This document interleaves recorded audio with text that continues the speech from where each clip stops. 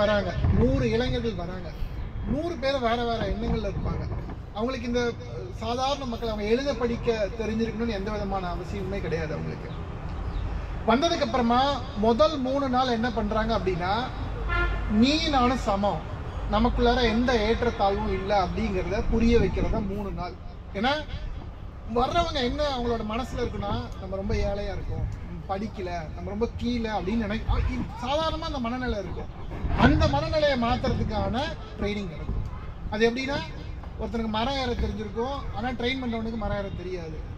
ஒருத்தனுக்கு நீச்சல் அடிக்க தெரிஞ்சிருக்கும், ட்ரெயின் பண்ணுறவனுக்கு நீச்சல் அடிக்க தெரியாது. இப்போ எனக்கு எழுத படிக்க தெரியுது, உன்னால் மரம் ஏற முடியுது, உன்னால் விவசாயம் பண்ண முடியுது, எல்லாருக்கும் ஒரு தனித்தனி திறமை இருக்கு அப்படிங்கிறத நம்ம முதல்ல சொல்கிறோம். அப்பயே அவன் நமக்கு சமமாக பேச ஆரம்பிப்பான். ஓகே, நம்மளால் இது முடியும், பண்ண முடியும் அப்படின்னு சொல்லிட்டு இப்படி கொஞ்சம் கொஞ்சமாக அவங்கள 10 நாள் அவங்களுக்கு முழுமையான ஒரு பயிற்சி கொடுக்குறாங்க. அந்த பயிற்சியில் அடுத்த கட்டமாக என்ன அப்படின்னா, இங்கே இருக்க அரசு நிறுவனங்கள் இருக்குல்ல, ஒரு கலெக்டர் ஆஃபீஸ் போகிறது, தாசில்தார் ஆஃபீஸ் போகிறது, அங்கே இருக்க அக்ரிகல்ச்சர் டிபார்ட்மெண்ட் போகிறது, ஸ்கூலுக்கு போகிறது, ஹாஸ்பிட்டல் போகிறது, இது எல்லாருக்கும் விசிட் மாதிரி அனுப்புவாங்க. அனுப்பிச்சு நீங்கள் பாருங்கள், இதெல்லாம் இந்த ஆஃபீஸ்லாம் எதுக்காக இயங்குது அப்படின்னா, உங்களுக்காக இயங்குது.